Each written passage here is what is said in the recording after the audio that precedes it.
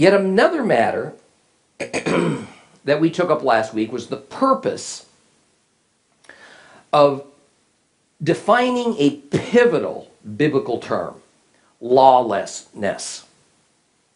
Now, evangelical Christians immediately tend to think of the coming Antichrist as the lawless one. And so they envision a very bad man who scoffs at societal laws or sees himself above the law, somewhat like a tyrant or an outlaw or a gang member. But that is an incorrect mental picture.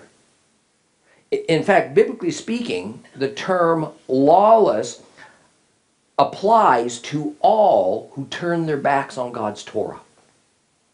The Greek word for law is nomos. And for lawless, without law, outside the law, it is anomos. Now, I urge you to commit those two Greek words to memory. It shouldn't be terribly hard to do, because English uses similar grammatical word structure. Example, we call a set of agreed to ethical principles moral, and the lack of adherence to proper ethical morals amoral, without morals. Amoral, however, is not the same as immoral. Immoral means a person recognizes the ethical principles but decides to break them. However, an amoral person recognizes no ethical principles as valid, binding, or pertaining to them. So nomos and anomos work exactly the same way. Anomos does not mean to break the law.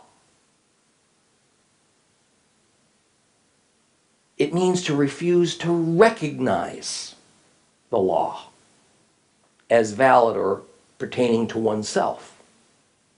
But what's essential for us to remember is that in the Bible, the term law is always referring either to God's law or to Hebrew traditions that purport to convey the underlying principles of God's law. And the only biblical law that exists from God's perspective is the law of Moses, the Torah.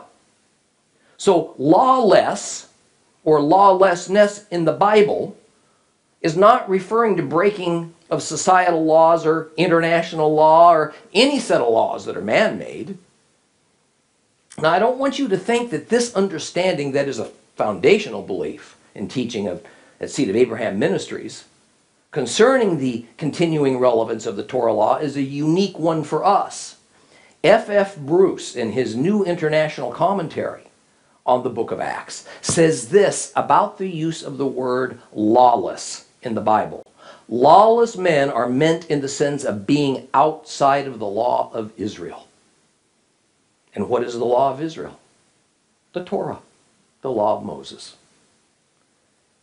So before we reread part of Acts chapter 2, let's move from theory to practice as I hit you right between the eyes with an inescapable and uncomfortable reality that each believer is faced with. Being labeled in the Bible as anomos is always a wicked, negative thing, Old and New Testaments. And sadly, dangerously, I think, most of Christianity today, just like the Romans who crucified Christ, say that God's Torah, the law of Moses, doesn't pertain to them.